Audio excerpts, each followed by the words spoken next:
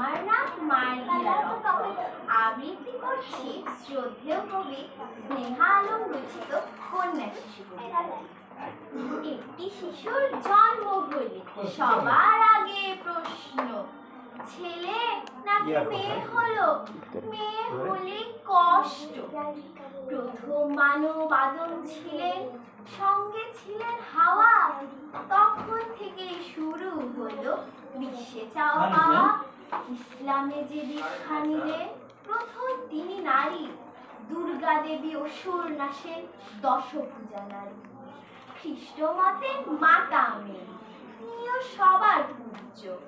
তবে কেন কন্যা হলে ভাবো তাকে তুচ্ছ? আমরা এখন কন্যা বলে ঠেলি না শুধুই হাড়ি।